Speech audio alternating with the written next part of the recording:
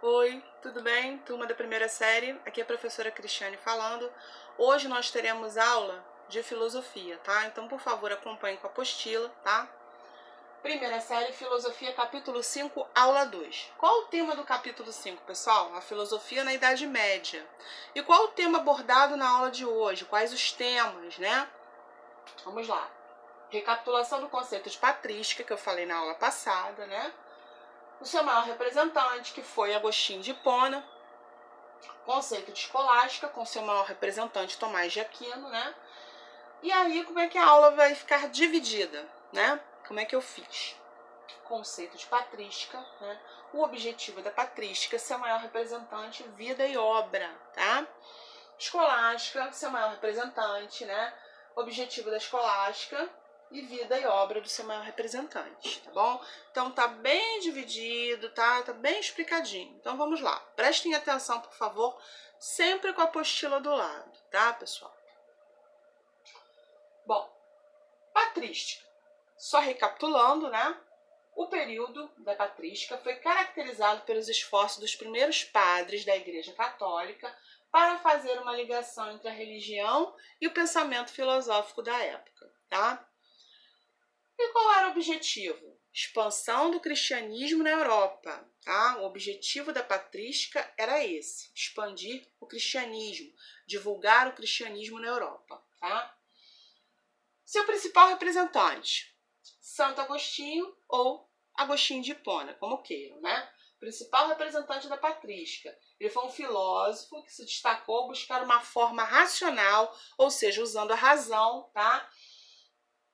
Para justificar as crenças, né? E desenvolveu uma ideia de que todo homem possui uma consciência moral e um livre-arbítrio. Ou seja, o livre-arbítrio está relacionado ao direito de escolha, né? O homem ele pode escolher o caminho do bem ou o caminho do mal. É uma decisão do homem, tá? Segundo a concepção de Agostinho de Hipona. Ok? Agostinho de Hipona foi o maior representante da patrística. Não confundam com o maior representante da escolástica, tá, pessoal? Além de filósofo, ele era teólogo e era escritor, tá? Suas principais obras são Cidade de Deus, onde Agostinho descreve a cidade de Deus relacionada ao divino, ao mundo espiritual, tá? E a cidade dos homens, relacionada à vida terrena, né? À vida mundana, às tentações, né? Então, é a cidade divina versus a cidade mundana. É o mundo espiritual e o mundo terreno, ok? Então, essa obra de Santo Agostinho, ele trata desses dois temas, ele faz essas comparações, tá? E a obra chamada Confissões, que nada mais é do que uma obra autobiográfica, ok? Bom, então nós já falamos sobre o conceito de patrística, o seu objetivo, o seu maior representante e um pouquinho da sua vida e sua obra.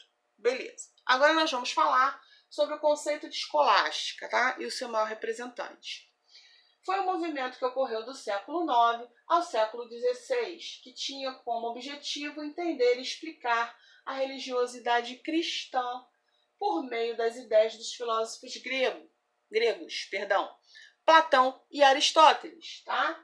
Assim conectando razão e fé. Então, o conceito de escolástica, a escolástica ela tinha essa preocupação, tá? De conciliar, de conectar a razão e a fé, ok? Através do pensamento filosófico grego, tendo seus principais representantes Platão e Aristóteles, tá? Sócrates não. Os filósofos dessa época acreditavam que a igreja tinha um papel fundamental na salvação dos fiéis, guiando-lhes, né, ao caminho do paraíso, tá, pessoal? Então, por que esse pensamento? Porque a filosofia medieval, o período medieval, qual é o elemento agregador da sociedade? A religião. A religiosidade regia a vida das pessoas, tá? O indivíduo, ele tinha essa preocupação de se conectar com o divino, né? De ser religioso, de não pecar. Então existia essa preocupação, né? De salvar a sua alma. Então o elemento que regia a sociedade era a religião, tá? Lembrando que eu estou explicando de maneira imparcial e neutra, ok? Uma obra muito importante desse período, que explica muito bem essa questão da religiosidade, né, da tentação, do pecado, chama-se Abelardo e Heloísa, né? Só para vocês entenderem um pouquinho, o Abelardo, ele era um filósofo, ele era muito ligado às questões religiosas, né? E ele se apaixona pela Heloísa, que é uma mulher, e ele quer se afastar dela, mas ele não consegue. Ele encara a Heloísa como se fosse uma tentação, tá? Então, o livro, através desse romance, ele explica muito bem esse questionamento do filósofo, né? Ou ele se dedica à religiosidade, né? Ou ele fica com a Heloísa, sabendo que se ele ficar com a Heloísa, ele tem que abrir mão da sua vida religiosa. Então ele fica com esse dilema na vida dele. Então essa obra, ela é retratada dentro de um período medieval, virou até filme, né? Abelardo e Heloísa. Então trata muito bem dessa questão, como a religiosidade, né, ela entrava na vida das pessoas, né? E as pessoas tinham essa preocupação em fazer o que era certo, né? E viviam esses dilemas, né, entre o mundo espiritual e o mundo terreno, ok? Lembrando que é uma obra literária, né, que se transformou em filme e eu estou explicando, ok? Bom, vamos lá. Maior representante da escolástica, pessoal, Tomás de Aquino, ou São Tomás de Aquino, como queiram, tá? Foi o maior representante da escolástica. Ele nasceu em 1225 e morreu em 1274. Ele foi um importante teólogo, né? Filósofo e padre dominicano do século XIII. Também foi um grande escritor. Foi o fundador da Escola Tomista de Filosofia. Mas o que foi a Escola Tomista de Filosofia? Vou explicar. Foi criada por Tomás de Aquino, com o objetivo de conciliar o pensamento de Aristóteles, né, o filósofo grego, o pensamento grego, com o cristianismo, tá? Então, mais uma vez, essa preocupação de conectar fé e razão, ok? Bom, obras de Tomás de Aquino. Temos a Suma Teológica, tá? A obra é dividida basicamente em 5 partes, são 5 livrinhos, e trata essencialmente de teologia. Bom, vocês devem estar se questionando, né? Para que eu quero aprender isso, professora? Qual o valor dessas informações? Pessoal, prestem atenção. Vocês estão na primeira série do ensino médio. Comecem a estudar para Enem e vestibulares agora. Não deixem para a terceira série, tá? Então, esses temas são recorrentes. Eles sempre caem em provas de Enem e de vestibulares, tá? Então é importante que vocês comecem a se preparar a partir da primeira série, tá? E valorizem todas as matérias. Todas as disciplinas são importantes, tá? Separem um tempo para cada uma, né?